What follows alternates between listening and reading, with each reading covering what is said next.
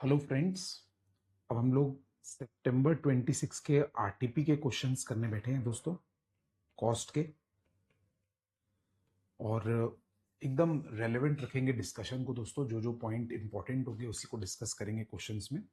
सबसे पहले अपन case based scenario से शुरू करते हैं। ये आपका एक्टिविटी बेस्ड कॉस्टिंग का ओवरहेड चैप्टर का केस बेस्ड सिनारियो है। आप लोग भी साथ में आरटीपी खोल के रखिएगा, डाउनलोड करके रखे हैं अगर तो बेटर होगा, प्रिंट आउट निकाल के रखिए। बहुत इंपॉर्टेंट इंपॉर्टेंट क्वेश्चंस आए हुए हैं दोस्तों। जैसे पहला क्वेश्चन है, इसमें ओवरहेड चैप्टर का प्राइमरी और सेकेंडरी डिस्ट्रीब्यूशन का क्वेश्चन है दोस्तों। याद कीजिए, प्रोडक्शन डिपार्टमेंट सर्विस डिपार्टमेंट वाला। तो दो प्रोडक्शन डिपार्टमेंट है कंपनी के, फैब्रिकेशन और असेंबली, और दो सर्विस डिपार्टमेंट है, स्टोर्स और मेंटेनेंस। अब उन सब चारों डिपार्टमेंट का ना एक साल का आपको बजटेड डेटा दिया हुआ है। ये एलोकेटेड ओवरहेड कॉस्ट है फैब्रिकेशन डिपार्टमेंट का और असेंबली डिपार्टमेंट का। ये P1 है, ये P2 है, और स्टोर्स और मेंटेनेंस को एलोकेटेड ओवरहेड दिया हुआ है दोस्तों। इसके आगे अदर ओवरहेड भी दिए हुए हैं। ये एलोकेटेड ओवरहेड है और ये एपोर्शन करने वाले हैं। इन सबको एपोर्शन करना है बेटा अपने को। तो फैक्ट्री रेंट जो होता है आपको याद होगा, वो फ्लोर एरिया के बेसिस पे एपोर्शन होगा। मेन मेन पॉइंट डिस्कस कर रहा हूँ। बिल्डिंग इंश्योरेंस जो है, वो भी फ्लोर एरिया के बेसिस पे एपोर्शन होगा दोस्तों।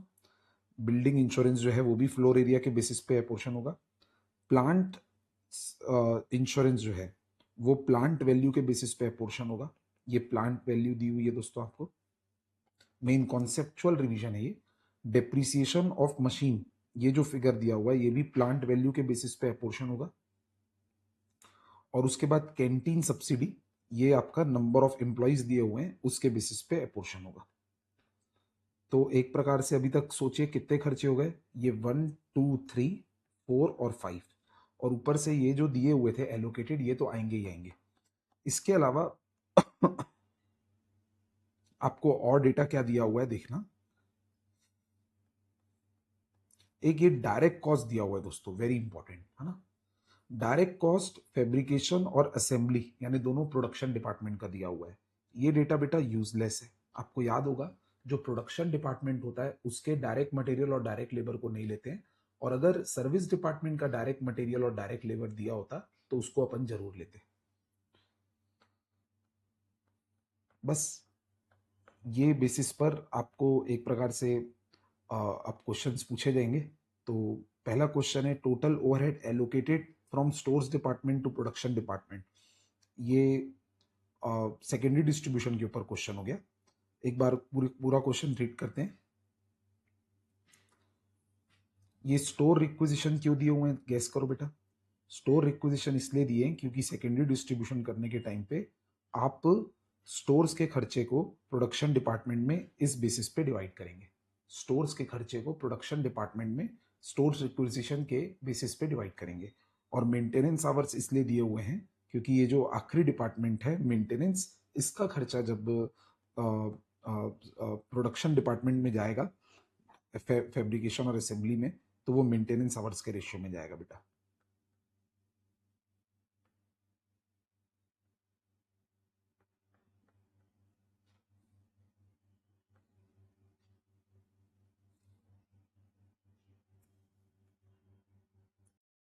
आंसर से रेफर करा रहा हूँ बेटा मैं आपको।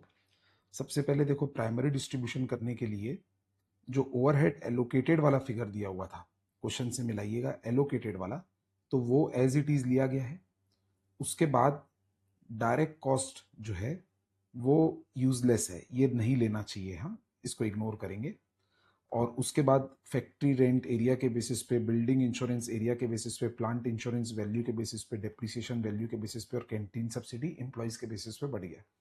अब आता है बेटा प्राइमरी डिस्ट्रीब्यूशन के बाद ये जो एलोकेटेड ओवरहेड है ना, इसका टोटल देखो बेटा चारों डिपार्टमेंट में ये आएगा, ये चारों 17,81,000, 8,10,000, 2,01,000 और 266। और इसके अलावा ये वाला एक आइटम देखो, ये वाला जो एलोकेटेड दिया था ये, और एक ये दोनों चीजें आनी चाहिए। तो इसके बाद ये टोटल ओवरहेड जो निकाला है ना प्राइमरी डिस्ट्रीब्यूशन के बाद, उसमें यही दो फिगर्स को प्लस करके आएगा। जैसे मैं आपको गैस एक एग्जांपल दे रहा हूँ। जैसे फैब्रिकेशन डिपार्टमेंट का 18,20,000 और 17,81,000, इन दोनों को प्लस करोगे तो 36,01,000 आएगा। इसका मतलब इसको नहीं कंसिडर किया गया है, आप देख लीजिए, इसको कंसिडर नहीं किया गया जिसको मैंने कट किया। अब आता है दोस्तों इसके बाद अपना सेकेंडरी डिस्ट्रीब्यूशन। सेकेंडरी डिस्ट्रीब्यूशन में ना दोस्तों स्टेप मेथड यूज किया गया है। मालूम स्टेप मेथड इसलिए यूज किया गया है, अगर आप क्वेश्चन में एक बार गौर करके देखेंगे ना, क्वेश्चन में एक बार गौर करके देखना बेटा, क्वेश्चन में देखना जो मेंटेनेंस आवर्स है ना, वो 3 डिपार्टमेंट के दिए हुए हैं, फैब्रिकेशन, असेंबली और स्टोर्स। इसका मतलब है कि मेंटेनेंस की सर्विस 3 डिपार्टमेंट ने ली है, और जो स्टोर रिक्विजिशन है ना, वो सिर्फ फैब्रिकेशन और असेंबली के दिए हुए हैं। इसका मतलब उसकी सर्विस 2 डिपार्टमेंट ने ली है। तो ये क्वेश्चन ना आईसीआई ने स्टेप मेथड के बेसिस पे बना दिया, क्वेश्चन साइलेंट है तो। और स्टेप मेथड में अगर करेंगे तो पहले आपका जो डिपार्टमेंट ज्यादा सर्विस दे रहा है, ज्यादा डिपार्टमेंट्स को, उसका पहले बटेगा खर्चा, और वो डिपार्टमेंट है आपका दिस मेंटेनेंस डिपार्टमेंट। तो ये सेकेंडरी डिस्ट्रीब्यूशन आप देखेंगे, पहले ओन ओवरहेड आ गए चारों डिपार्टमेंट के ओन ओवरहेड, और उसके बाद मेंटेनेंस का खर्चा मेंटेनेंस आवर्स के रेशियो में 3 डिपार्टमेंट ने लिया, और मेंटेनेंस वाले का खुद का उधर माइनस हो गया।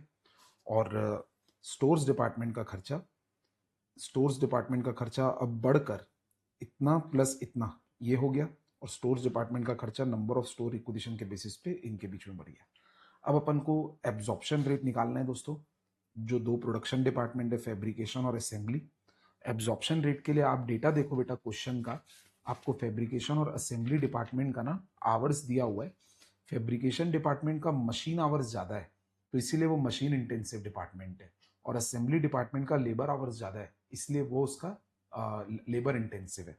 इसीलिए अपन जो फैब्रिकेशन डिपार्टमेंट है उसका रिकवरी रेट मशीन आवर के बेसिस पे निकालेंगे 35 लाख से डिवाइड करके, और जो असेंबली डिपार्टमेंट है उसका एब्जॉर्प्शन रेट लेबर आवर के बेसिस पे निकालेंगे। तो इसका 1.21 आया, इसका 0.71 आया बेटा।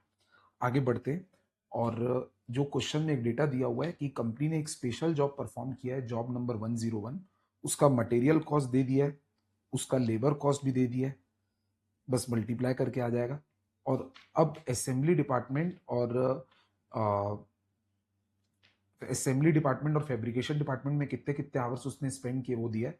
फैब्रिकेशन डिपार्टमेंट के मशीन आवर रेलेवेंट होंगे तो 250 मशीन आवर इंटू 1.21, और जो असेंबली डिपार्टमेंट है ना उसके मशीन आवर रेलेवेंट नहीं होंगे, उसके लेबर आवर रेलेवेंट होंगे 200 घंटे, तो 200 घंटे इंटू 0.71, इससे इसका ओवरहेड कॉस्ट आएगा, और ये जॉब की टोटल कॉस्ट आएगी दोस्तों।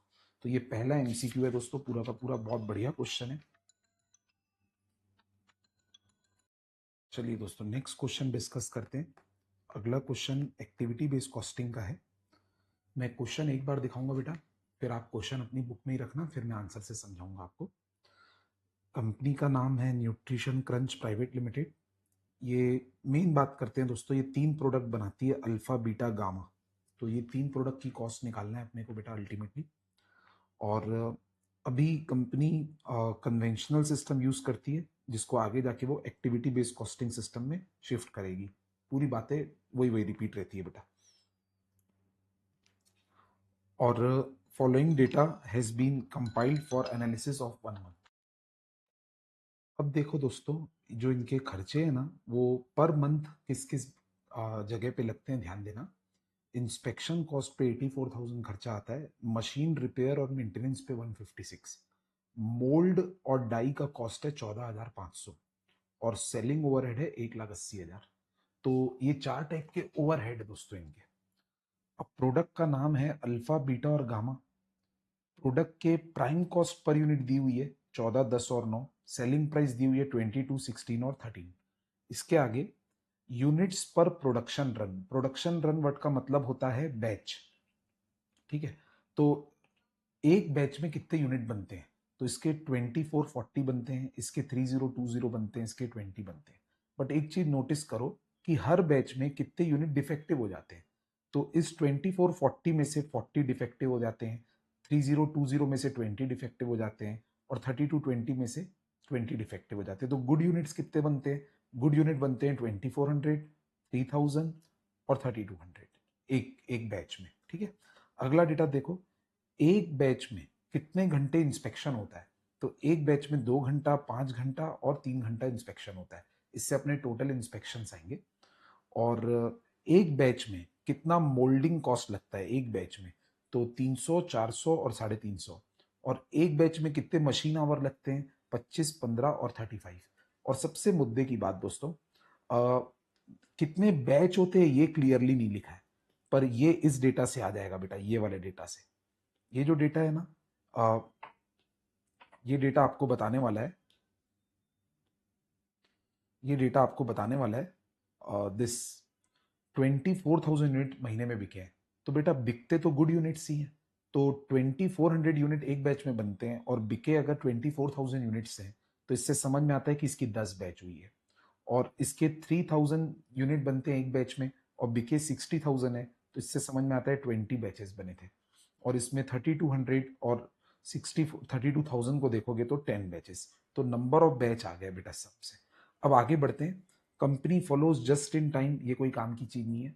Meaning all the non defective units produced are sold during the same month. तो जितने यूनिट्स डिफेक्टिव नहीं है वो सेम मंथ में बिक जाते हैं। There is no opening and closing stock, इसका मतलब जितना यूनिट प्रोड्यूस होता है उतने यूनिट सेल होता है। तो ये जो सेल क्वांटिटी दी हुई है यही प्रोडक्शन क्वांटिटी भी है। Under current system all the production and selling overhead are allocated purely on the basis of number of units sold। याद है दोस्तों, ट्रेडिशनल सिस्टम को मैं बोलता था बहुत लेजी अप्रोच है, और ट्रेडिशनल अप्रोच में ये लोग अभी क्या करते हैं, कन्वेंशनल अप्रोच और ट्रेडिशनल अप्रोच एक ही होता है। इन लोग सारे के सारे ओवरहेड को, चाहे वो प्रोडक्शन ओवरहेड हो चाहे वो सेलिंग ओवरहेड हो, सबको नंबर ऑफ यूनिट सोल्ड के बेसिस पे बांट देते हैं, नंबर ऑफ यूनिट सोल्ड के बेसिस पे, ट्रेडिशनल अप्रोच में। ओके, और ये जो डेटा दिया हुआ है यहाँ पे, यहाँ से लेके यहाँ तक, ये सब बेटा एक्टिविटी बेस्ड कॉस्टिंग में काम आएगा। ठीक है, एक्टिविटी बेस्ड कॉस्टिंग में काम आएगा। तो जो ट्रेडिशनल अप्रोच का आंसर होगा उसमें तो बहुत इजी है कि सारे के सारे ओवरहेड को जितने भी ये दिए हुए हैं सबको प्लस करके नंबर ऑफ यूनिट सोल्ड के रेशियो में बांटना है। बट अब ये एक्टिविटी बेस्ड कॉस्टिंग के लिए क्या क्या रेलिवेंट बातें हैं देखो। Out of total selling overhead, ये टोटल सेलिंग ओवरहेड बेटा देखो ये 1,80,000 था, उसमें से 90,000 relates to advertisement expense which are incurred only for beta and gamma as these are stiff competition facing। तो 1,80,000 पूरा का पूरा बांट नहीं पाएंगे हम लोग, उसमें से 90,000 बीटा और गामा में बटना चाहिए। और normally advertisement expense number of unit sold के रेशियो में बढ़ता है। फिर alpha does not require advertisement, तो उसमें 90,000 का खर्चा नहीं जाएगा। उसके बाद लिखा है product beta requires special packaging to maintain competitive market. और पैकेजिंग पे कितना खर्चा आता है, the cost of 60,000 rupees per month is incurred exclusively for this purpose and it is included in selling overhead. तो 60,000 का खर्चा स्पेशल पैकिंग में लगता है और वो सिर्फ बीटा में लगेगा, पूरा बीटा में लगेगा। तो 1,80,000 के 3 टुकड़े हो जाएंगे। 1,80,000 में से 90,000 अलग बटने वाला है दो प्रोडक्ट में, 60,000 सिर्फ बीटा में जाने वाला है, और उसके बाद जो 30,000 बचेगा वो उसके लिए कुछ नहीं बोला है, तो वो तीनों प्रोडक्ट में बटेगा उनके सेल क्वांटिटी के रेशियो में। तो ये मैं बेटा आपके साथ पूरा कॉन्सेप्ट तो डिस्कस कर ही लिया हूँ। एक इंपॉर्टेंट बात बताता हूँ, इस क्वेश्चन की जो रिक्वायरमेंट है ना उसमें ये बात बहुत स्मार्ट है। पहले पार्ट 2 वाला सॉल्व करेंगे। What is the total prime cost excluding cost of defective units. तो डिफेक्टिव यूनिट को हटा के प्राइम कॉस्ट पूछ रहा है। तो डिफेक्टिव यूनिट को हटा दोगे ना बेटा अगर हर बैच में, तो फिर उसके हिसाब से तो देखोगे तो 24,000 यूनिट बने हैं, इसके 60,000 बने हैं और इसके 32,000 बने हैं। और क्या पूछा है, prime cost for all the products. तो इसमें 24,000 यूनिट को 14 से मल्टीप्लाई करेंगे।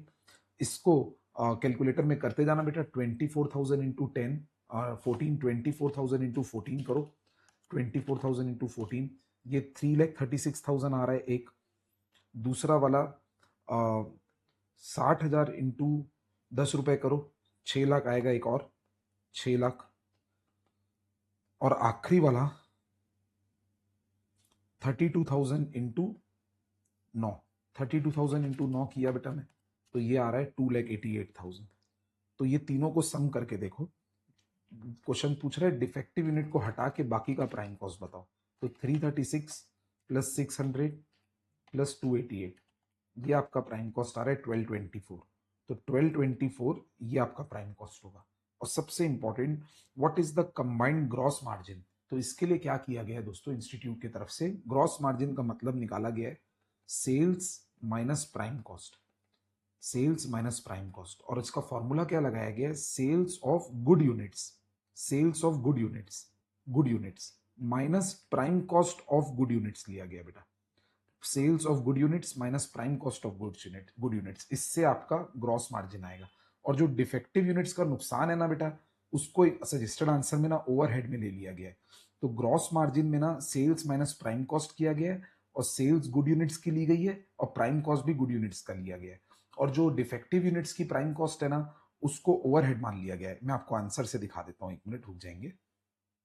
ये देखिए, ये देखिए, ये गुड यूनिट्स की सेल्स आ गई, गुड यूनिट्स की सेल्स ये, और गुड यूनिट्स का प्राइम कॉस्ट, गुड यूनिट्स का प्राइम कॉस्ट थोड़ी देर पहले मैं आपको कैलकुलेट करके बताया था ये।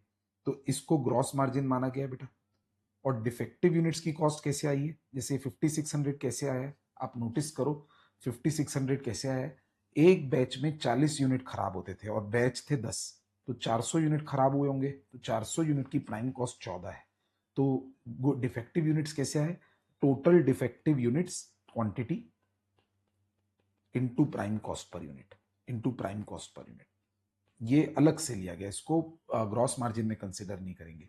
और फिर ग्रॉस मार्जिन, अच्छा ये ग्रॉस मार्जिन पहले ये निकाला है, उसके बाद कॉस्ट ऑफ डिफेक्टिव यूनिट्स को और अलग से माइनस किया है, नेट ग्रॉस मार्जिन आया। सो करेक्शन, और अपने को नेट ग्रॉस मार्जिन से ही मतलब है, ये फालतू वाला ग्रॉस मार्जिन का कोई मतलब नहीं है। तो फॉर्मूला हुआ ग्रॉस मार्जिन का, sales of good units, concept पे जाओ दोस्तों, कॉन्सेप्ट पे जाओ, minus prime cost of all units, सच बोले तो, क्योंकि गुड यूनिट्स का भी लिया है पहले, ये गुड यूनिट्स का प्राइम कॉस्ट है, फिर उसके बाद डिफेक्टिव का भी तो कंसिडर किया ही है ना, तो उससे जो आंसर आया है वो आपका ग्रॉस मार्जिन अमाउंट है। ठीक है, और अब ट्रेडिशनल अप्रोच से आंसर देखेंगे। ट्रेडिशनल अप्रोच से, ट्रेडिशनल अप्रोच से क्या किया दोस्तों, ग्रॉस मार्जिन पहले यहां पे शुरू किया है, ग्रॉस मार्जिन पहले ये ग्रॉस वाली मार्जिन से शुरू किया, फिर कॉस्ट ऑफ डिफेक्टिव यूनिट्स भी तो माइनस किया ही आखिर। उसके बाद दोस्तों अपना प्रोडक्शन ओवरहेड बांटा गया है, और सेलिंग, इनफैक्ट याद करो ट्रेडिशनल अप्रोच में तो सारे खर्चों को सेल क्वांटिटी के रेशियो में बांटना है। तो इसने क्या किया, पहले प्रोडक्शन ओवरहेड को उठाया 254,500 और सेल क्वांटिटी के रेशियो में बांटा, 24,000, 60,000 और 32,000 सेल क्वांटिटी है, तो उस रेशियो में बांटा। उसके बाद सेलिंग ओवरहेड को भी सेम रेशियो में बांटा। इनफैक्ट इसको ज़्यादा आसानी से क्या करना था, पूरे के पूरे ओवरहेड को उठा के सेल क्वांटिटी के रेशियो में बांट देना था। इस प्रकार बांटने से आखिरी में नेट प्रॉफिट आएगा बेटा। ये है आपका ट्रेडिशनल अप्रोच का आंसर। और रही बात एक्टिविटी बेस्ड कॉस्टिंग की, अब थोड़ा एक्टिविटी बेस्ड कॉस्टिंग का ध्यान देना, बहुत बढ़िया है एक्टिविटी बेस्ड कॉस्टिंग का। तो एक्टिविटी बेस्ड कॉस्टिंग में सबसे पहले खर्चा है इंस्पेक्शन कॉस्ट। ठीक है, क्वेश्चन पे ध्यान देना, 84,000 इंस्पेक्शन कॉस्ट, ये 84,000, इसको किस रेशियो में बांटेंगे, नंबर ऑफ इंस्पेक्शंस के रेशियो में। तो नीचे देखना, इंस्पेक्शन आवर्स पर रन करके दिया हुआ है, inspection hours per run question में। तो ये डेटा देखो बेटा, पहले अपन नंबर ऑफ बैच निकाले थे 10, 20 और 20, और इंस्पेक्शन आवर्स पर रन इतने हैं। तो 10 को 2 से मल्टीप्लाई करेंगे, 20 इंस्पेक्शन आवर्स होंगे। इसमें 20 को 5 से मल्टीप्लाई करेंगे, 100 इंस्पेक्शन आवर्स होंगे। और इसमें 10 बैचेस को 3 इंस्पेक्शन आवर्स पर उससे मल्टीप्लाई करेंगे, 30 ये आएंगे बेटा। तो 20, 100 और 30 के रेशियो में बांटा जाएगा बेटा, 20, 100 और 30, ये हो गया इंस्पेक्शन। अगला खर्चा है क्वेश्चन में machine repair and maintenance. Machine repair and maintenance को मशीन आवर्स के बेसिस पे बांटना है। और मशीन आवर्स का डेटा कैसे दिया हुआ है, आप वो टेबल देखो क्वेश्चन में, आखिरी से second data machine hours per run दिया हुआ है। तो मशीन आवर्स पर रन ये 25, 15 और 35 दिया हुआ है पर रन। तो इसको भी नंबर ऑफ रन से मल्टीप्लाई करने के बाद, रिस्पेक्टिव रन से मल्टीप्लाई करने के बाद एक एक का इतना इतना मशीन आवर्स आएगा। तो ये वाला खर्चा 1,56,000 का 250, 300 और 350 के रेशियो में बढ़ जाएगा बेटा। अब बचा आपका इसके बाद नेक्स्ट कॉस्ट, मोल्ड और डाई कॉस्ट। मोल्ड और डाई कॉस्ट के लिए आप लोग एक काम करो, क्वेश्चन में जो टेबल है उसके नीचे से तीसरा आइटम देखिए, यानी कि टॉप से सेकंड आइटम। तो मोल्ड कॉस्ट पर रन दिया हुआ है, मोल्ड कॉस्ट पर रन, तो 1 रन के पीछे 300 रुपए है। तो अपना ये रहा मोल्ड कॉस्ट पर रन, यहाँ पे लिखा हूं मैं 300 रुपए। तो और अपने रन्स कितने हैं बेटा, रन है पहले वाले प्रोडक्ट के 10, तो 300 इंटू 10 3000 होगा बेटा। 300 इंटू 10, आप ऐसे समझो 300 इंटू 10 करके ये 3000 आया है। और उसके बाद बाजू वाले में 400 दिया है और रन्स कितने हैं 20, तो 400 इंटू 20 करके 8000 आया है। उसके बाद वाले में 350 1 रन का खर्चा है और 10 रन है तो उसका 3500 इस प्रकार आया है। अब आते हैं दोस्तों आखिरी खर्चे पे, जिसका नाम है सेलिंग ओवरहेड 1,80,000। उसमें एडवर्टीजमेंट कॉस्ट जो 90,000 है, वो पहले आपको बताया था बीटा और गामा को ही बियर करना है, तो बीटा और गामा की सेल क्वांटिटी के रेशियो में बढ़ गया वो। और उसके बाद एक पैकिंग कॉस्ट है 60,000 जो एक्सक्लूसिवली बीटा पे लगता है, ये हो गया। जो बाकी 30,000 का एडवर्टीजमेंट कॉस्ट बचा है वो तीनों की सेल क्वांटिटी के रेशियो में बटा है बेटा। This is how the calculations have been done. Descriptive question में दोस्तों एक क्वेश्चन नंबर 7 को देखना, तो बहुत अच्छा क्वेश्चन है। डिस्क्रिप्टिव क्वेश्चन में क्वेश्चन नंबर 7 इजी क्वेश्चन है दोस्तों।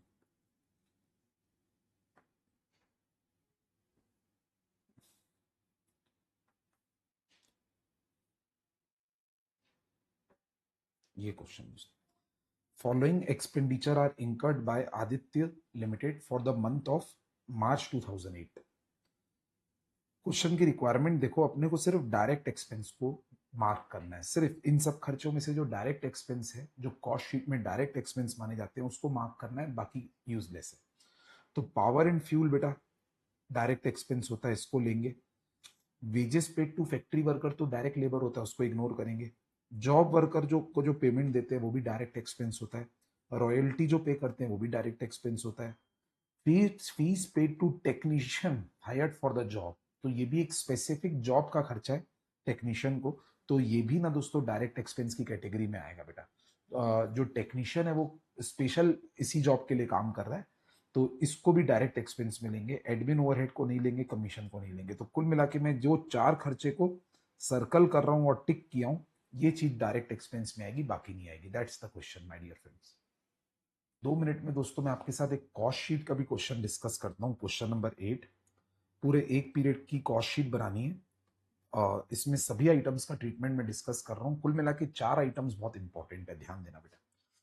आपको मालूम है परचेज ऑफ रॉ मटेरियल, तो रॉ मटेरियल कंज्यूम में प्लस करेंगे बेटा। ये कंज्यूमेबल्स को ना आरटीपी वालों ने डायरेक्ट एक्सपेंस में लिया है, बट हमारी स्टडी मटेरियल में इसको फैक्ट्री ओवरहेड माना जाता है। ये मेन पॉइंट है बेटा।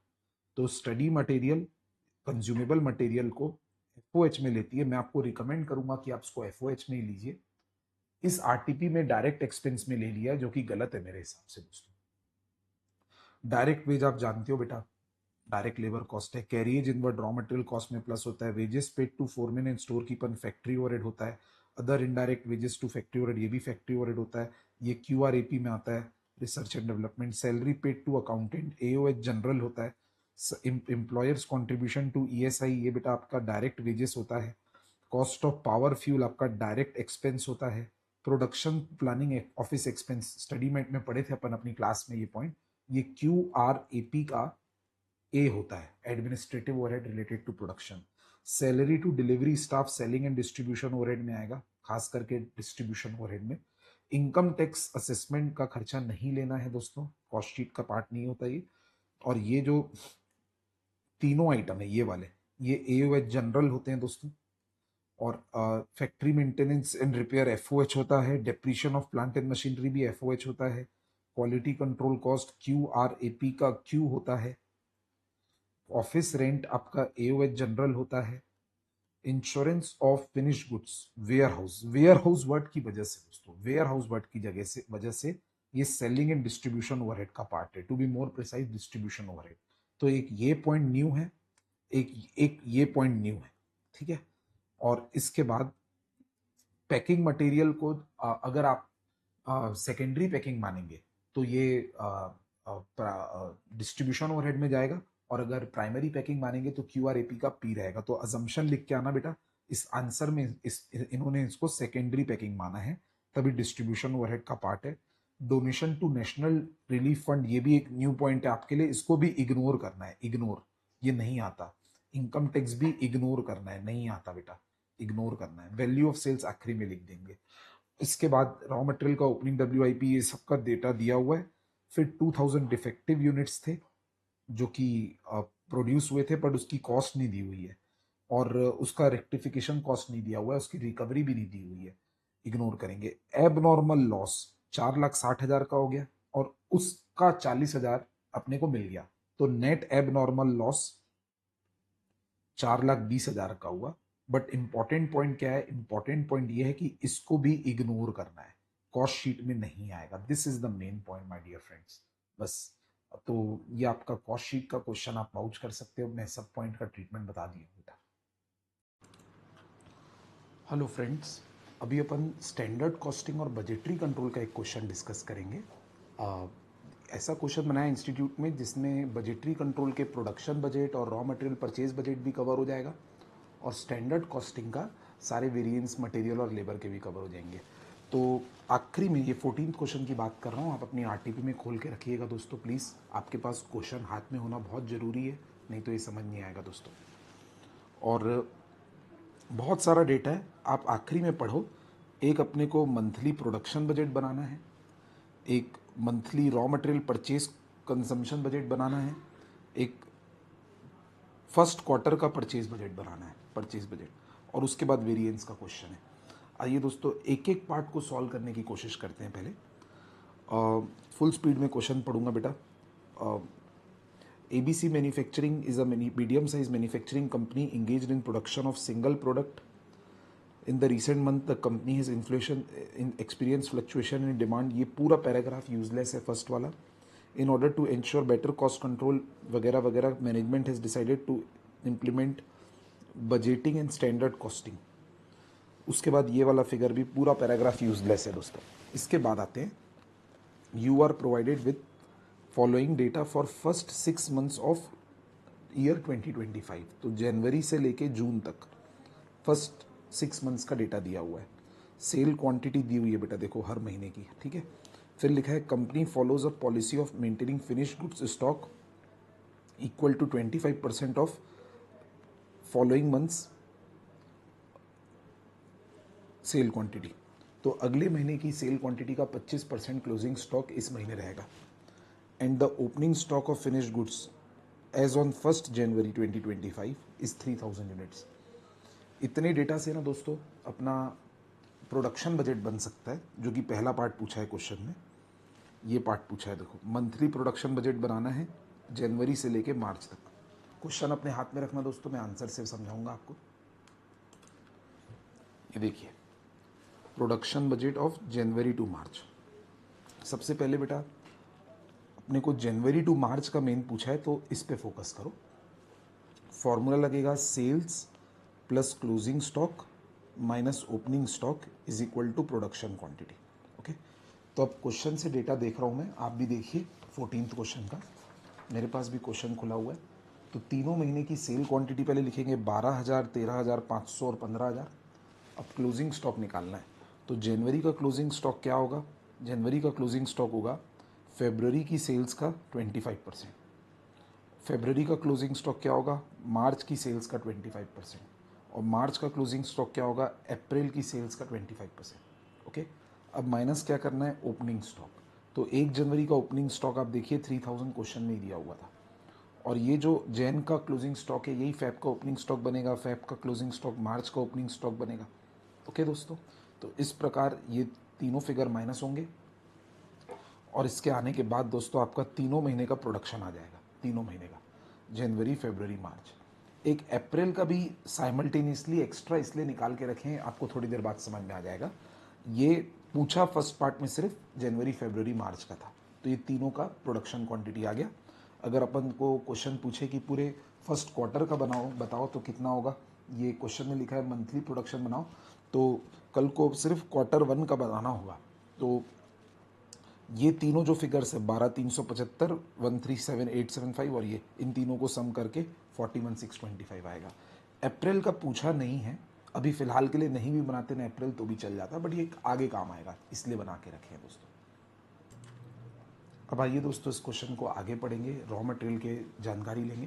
प्रोडक्शन बजट पता चल गया अपने को। There is no WIP at any point of time. अब आगे पढ़ते हैं।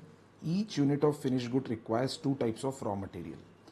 तो एक यूनिट बनाने के लिए 2 टाइप के रॉ मटेरियल लगते हैं। मटेरियल ए लगता है 5 kg और मटेरियल बी लगता है 4 kg। और आप जानते हो दोस्तों, अपन प्रोडक्शन क्वांटिटी को अगर इन 5 kg से मल्टीप्लाई कर देंगे तो ए का कंजम्पशन आ सकता है कि स्टैंडर्ड कंजम्पशन कितना होगा, बजट आ सकता है कि कितने यूनिट कंज्यूम होंगे।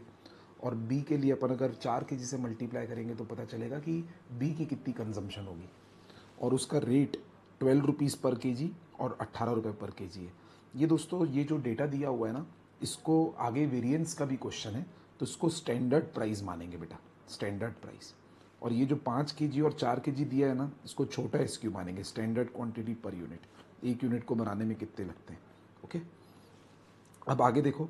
The stock of raw material on 1 January was, ए के 25,000 थे, बी के 18,000 थे। क्वेश्चन आगे क्या देता है, the company maintains closing stock of raw material at the end of each month equal to 60% of next months production.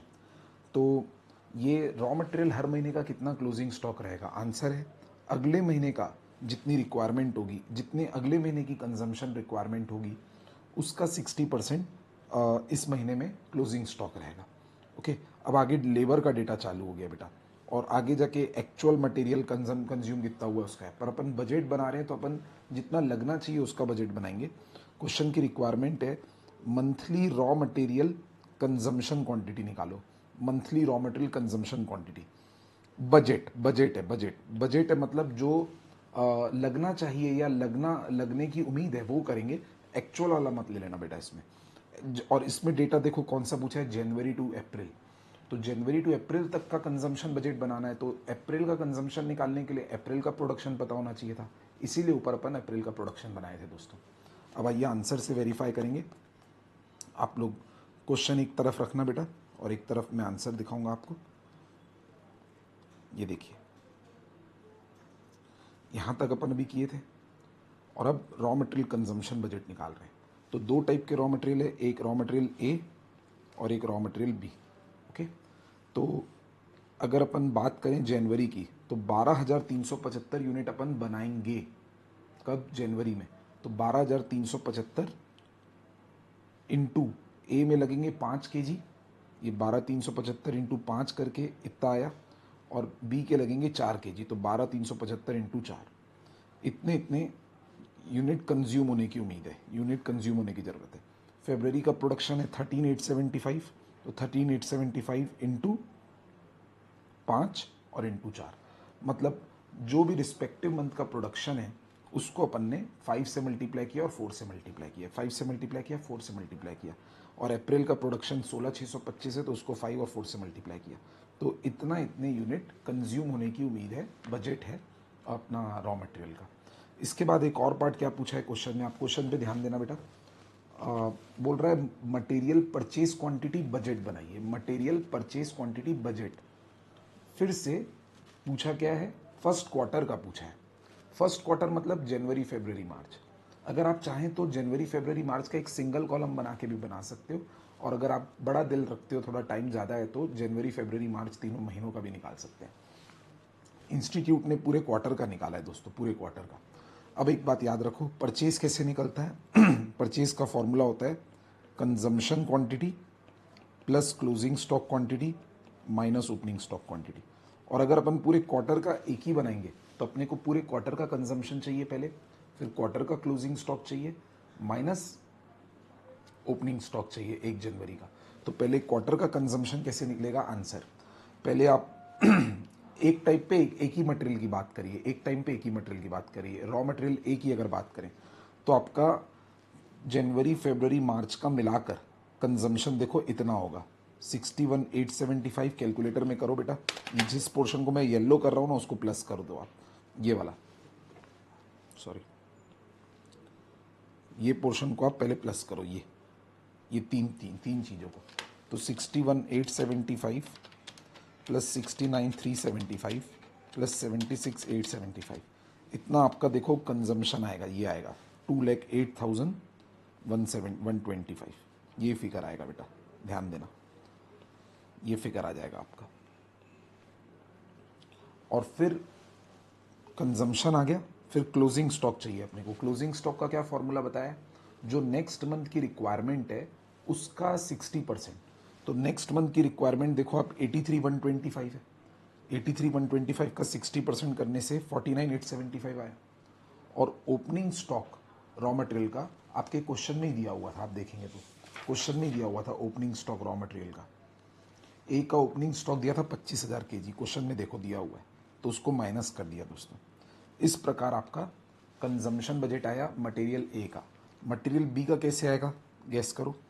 Material B का पहले 3 महीने का कंजम्पशन लिखेंगे, तो ये तीनों फिगर जिसको मैं अभी येलो किया, ये 49,500, 55,500 और 61,500, ये तीन फिगर को, सॉरी दोस्तों, ये तीन फिगर को, ये वाले तीन फिगर को पहले प्लस करेंगे, ये कंजम्पशन बनेगा। कंजम्पशन में ये फिगर आएगा आपका बेटा 166,500। फिर क्लोजिंग स्टॉक प्लस करने के लिए अगले महीने का कंजम्पशन है 66,500, ये 66,500 का 60% क्लोजिंग स्टॉक बनेगा, 66,500 का 60% क्लोजिंग स्टॉक बनेगा। और ओपनिंग स्टॉक क्वेश्चन में दिया हुआ है 18,000, ये माइनस करेंगे तो 188,400 रॉ मटेरियल परचेज बजट बनेगा दोस्तों आपका पूरे क्वार्टर का। ये पूरे क्वार्टर का है, मंथ वाइज नहीं है। अब दोस्तों ये क्वेश्चन आगे लेबर के ऊपर डेटा देगा आपको, लेबर का डेटा देखते हैं दोस्तों।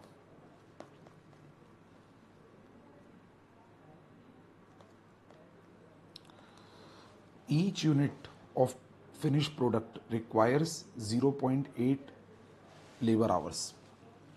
तो ये आपका स्टैंडर्ड आवर पर यूनिट का रोल प्ले करेगा। Based on past experience, the total budgeted direct labor cost for first quarter has been estimated at 15,36,000। ये एक न्यू पॉइंट है दोस्तों, बजटेड लेबर कॉस्ट दिया हुआ है आपको पूरे क्वार्टर का, बजटेड लेबर कॉस्ट पूरे क्वार्टर का। इसको अगर अपन बजटेड आवर्स से डिवाइड करेंगे ना दोस्तों, तो अपना स्टैंडर्ड रेट पर आवर आएगा स्टैंडर्ड कॉस्टिंग के लिए। पर इसके बारे में अभी बात नहीं कर रहा मैं, पहले बजट बन जाए फिर स्टैंडर्ड कॉस्टिंग की बात अलग से करेंगे। Actual data for quarter one is as under. Actual data ये वेरिएंस के लिए काम आएगा कि एक्चुअल आउटपुट हुआ आपका 42,000, ये पूरी पैराग्राफ यूजलेस है। एक्चुअल मटेरियल कंजम्पशन इतने केजी हुआ, इस रेट का रेट हुआ, ये मटेरियल वगैरह का वेरिएंस निकालने में काम आएगा। और एक्चुअल लेबर डेटा भी जो है ना, ये वेरिएंस निकालने में काम आएगा। पर एक बात, अच्छा पूरा वेरिएंस का ही क्वेश्चन बचा हुआ है, आई एम सो सॉरी। अब तो लेबर का तो कोई बजट बनाना नहीं है, तो वेरिएंस ही निकालना है। तो अब आइए दोस्तों वेरिएंस के बारे में बात करते हैं। एक काम करते हैं, पहले ना मटेरियल के तीनों वेरिएंस निकाल देते हैं। तो मटेरियल का वेरिएंस निकालने के लिए अपने को बेटा क्या क्या चाहिए रहता है, standard price, standard quantity, actual price और एक्चुअल क्वांटिटी। क्वेश्चन में दो रॉ मटेरियल है दोस्तों, दो रॉ मटेरियल का नाम है ए और बी, तो इन तीनों का स्टैंडर्ड प्राइस सबका। और देखो यूजेज तक पूछा है, यील्ड और मिक्स नहीं पूछा है। तो स्टैंडर्ड प्राइस दोस्तों, आप क्वेश्चन देखो ना बेटा, क्वेश्चन खोलो, क्वेश्चन में सबसे पहले मैं आपको मार्क करा चुका हूँ 12 रुपये और 18 रुपये दोनों का स्टैंडर्ड प्राइस दिया हुआ है बेटा।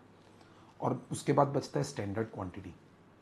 स्टैंडर्ड क्वांटिटी का फॉर्मूला क्या होता है, छोटा S Q into actual output. तो एक्चुअल आउटपुट दोस्तों देखो आप लोग नीचे 42,000 दिया हुआ है, तो ए का एस क्यू होगा 42,000 इंटू 5 kg, एक यूनिट बनाने में 5 लगता है। और इसका एस क्यू होगा 42,000 इंटू 4 kg बेटा, ये एस क्यू होगा दोनों का। और ए पी ए क्यू देखो नीचे दिया हुआ है बेटा, ए पी दोनों का 12.5 रुपये और 18.40 ये दिया हुआ है आपको क्वेश्चन में। और एक्चुअल क्वांटिटी कंज्यूम भी दिया हुआ है 2,10,000 और 1,65,000। तो इस प्रकार सबका S P S Q A P A Q आ गया। तो आपसे अब ये बन जाएगा दोस्तों दिस मटेरियल बजट। और अब बचता है लेबर। लेबर की कोई वैरायटी नहीं है, एक ही लेबर है, उसका अपने को S R S H, S R मतलब S R per hour, S H और एक्चुअल रेट पर आवर और एक्चुअल आवर्स पता होना चाहिए, तो बन जाएगा अपने से वेरिएंस। तो दोस्तों सबसे इंपॉर्टेंट है इसमें standard rate per our. Standard rate per our का फॉर्मूला लगेगा, यहाँ पे एरो बना के बता रहा हूँ, budgeted labour cost, budgeted labour cost upon budgeted hours. और बजटेड आवर्स का फॉर्मूला आप याद करो बेटा क्या होता था, बजटेड आवर का फॉर्मूला होता था S H per unit, SH per unit into budgeted output. तो एसएच पर यूनिट ऊपर क्वेश्चन में दिया हुआ है, आप देखो बेटा क्वेश्चन सामने रखना 0.8 आवर्स, और बजटेड आउटपुट अपने को पूरे क्वेश्चन में क्वार्टर का चाहिए। बजटेड आउटपुट क्वार्टर के ऊपर क्वेश्चन है, तो पूरे क्वार्टर का बजटेड आउटपुट कैसे निकलेगा?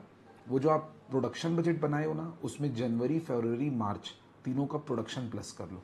तो जनवरी फरवरी मार्च का प्रोडक्शन प्लस करोगे ना, तो वो प्रोडक्शन बजट आपको दिखा देता हूँ 1 मिनट में, जस्ट अ सेकेंड। ये प्रोडक्शन बजट में जाओ।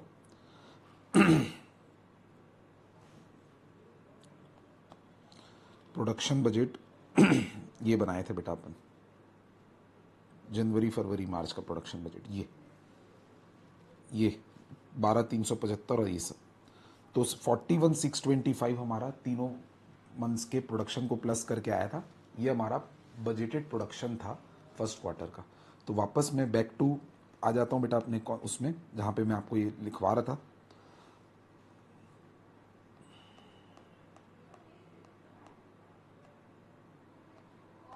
यहाँ पे लिखवा रहा था मैं आपको, ये बजटेड आवर कैसे आएगा? 41,625 इंटू 0.8 आवर्स, ये आपका डिनोमिनेटर 41,625 इंटू, और बजटेड लेबर कॉस्ट क्वेश्चन में दिया हुआ था आपको 15,36,000। कैलकुलेटर में करिए तो दोस्तों,